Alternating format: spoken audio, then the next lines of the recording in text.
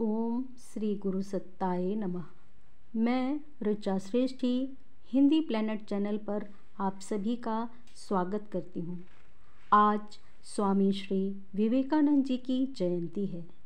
स्वामी विवेकानंद जी जिन्होंने देश विदेश में हिंदू धर्म के उच्च सिद्धांतों का प्रचार किया, जिससे एक ओर तो विदेशों के आध्यात्म प्रेमी व्यक्ति भारतवर्ष की तरफ आकर्षित हुए, तो वहीं दूसरी ओर हमारे शिक्षित देश बंधु जो विदेशी सभ्यता की चकाचौंध में प्राचीन संस्कृति से विमुख हो जाते हैं, उनकी भी आंखें खुली। शिकागो नगर में आयोजित सर्वधर्म सभा में सनातन हिंदू धर्म के प्रतिनिधि के रूप में स्वामी जी देश के परचम को ऊंचा कर हमारे प्रेरणा स्रोत बन गए। आइए जानते हैं उनसे प्रेरित युवाओं के विचार। अगर बदलने हो तो अपने रास्ते बदलो, परंतु अपना लक्ष्य नहीं। और उठो, जागो और तब तक मत रुको जब तक तुम्हें तुम्हारे लक्ष्य की प्राप्ति ना हो जाए। यह विचार हैं स्वामी श्री विवेकानंद जी के, जो उन्होंने शिकागो के सम्मेलन में 11 जनवरी के दिन सबके साथ बांटे थे। उनका मानना था कि इंसान का चरित्र ही उसे सफल व महान बनाता है।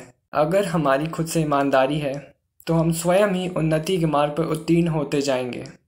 स्वामी विवेकानंद जी की यह क्रांतिकारी बातें हमारे जीवन में उपयोग करने मात्र से ही हमें सफलता अवश्य प्राप्त होगी। धन्यवाद। 19वीं सदी के अंतिम दशक में की गई एक भविष्यवाणी, भारत अकल्पनीय परिस्थितियों के बीच अगले 50 वर्ष में ही स्वाधीन हो जाएगा, सच निकली।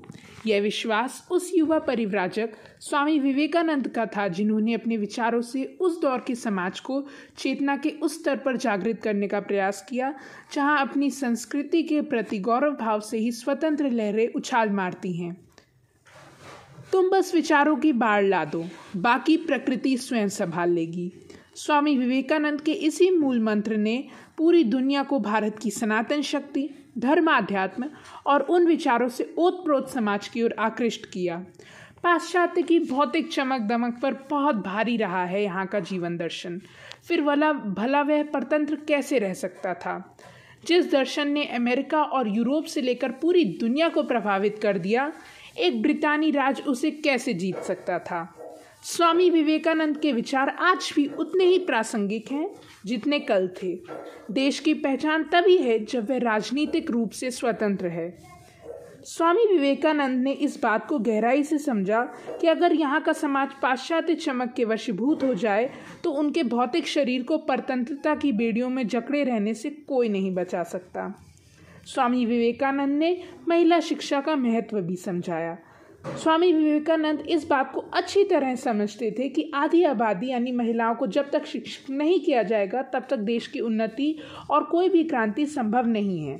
इसलिए उन्होंने पाश्चात्य की शिक्षा और तकनीक पर भी बल दिया, पर भारतीय सनातन आदर्श और उस नैतिक बल पर डटे रहने की शर्त के साथ। सर्वप्रथम स्त्री जाति को सुशिक्षित बनाओ, फिर वह स्वयं कहेंगी कि उन्हें किन सुधारों की आवश्यकता है। तुम्हें उनके प्रत्येक कार्य में हस्तक्षेप करने का क्या अधिकार है? इस सोच के साथ स्वामी विवेकानंद ने भविष्य के उस भारत की तस्वीर गढ़ना शुरू किया जिसमें यहाँ की नारियाँ भी कंधे से कंधे मिलाकर हर लड़ाई में साथ चल सकें। न सिर्फ इस विचार को सामने रखा बल्कि उसको धरातल पर सच करने का रास्ता भी सुझाया। उनके अनुसार भारत की स्त्रियों को ऐसी शिक्षा दी जाए जिससे वे निर्भय होकर भारत के प्रति अपने कर्तव्य को भली भांति निभा सकें। वे संघमित्रा, लीला, अहिल्याबाई और मीराबाई आदि भारत की महान देवियों द्वारा चलाई गई परंपरा को आगे बढ़ा सकें एवं वीर प्रसू बन सके। स्वामी विवेकानंद भविष्य के भारत को इस दृष्टि से देख रहे थे कि चेतना और विचार के स्तर पर यहाँ के लोग अपनी महान संस्कृति को समझें, क्योंकि इसी के बाद ही हर लक्ष्य आसान होता चला जाएगा। उन्हें आत्मबल, अपनी शक्ति और महान सांस्कृतिक थाती का एहसास कराया। वह कल भी लोगों के मन मस्तिष्क में थे, आज भी हैं और कल भी रहें। प्रभात। मैं रुद्रांश उमर कक्षा 10 का छात्र आज स्वामी विवेकानंद जयंती के अवसर पर उनके विचारों को व्यक्त करूंगा, जो कि युवाओं के लिए एक प्रेरणा का स्रोत है। शिक्षा क्या है? क्या वह पुस्तक विद्या है? नहीं। क्या वह नाना प्रकार का ज्ञान है? नहीं, यह भी नहीं। जिस संयम के द्वारा इच्छा शक्ति का प्रवाह और विकास वश में लाया जाता है और वह फलदायक होता है, वह शिक्षा कहलाती है।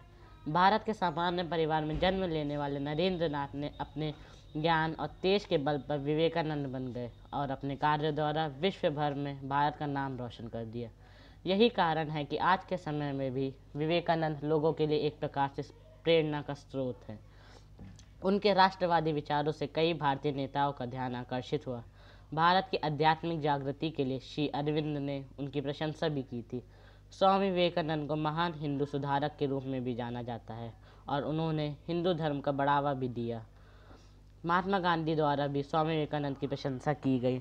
उनके विचारों ने लोगों को हिंदू धर्म का सही अर्थ समझने का कार्य किया और वेदांता और हिंदू अध्यात्म के प्रति पाश्चात्य जगत के नज़रिए को भी बदला।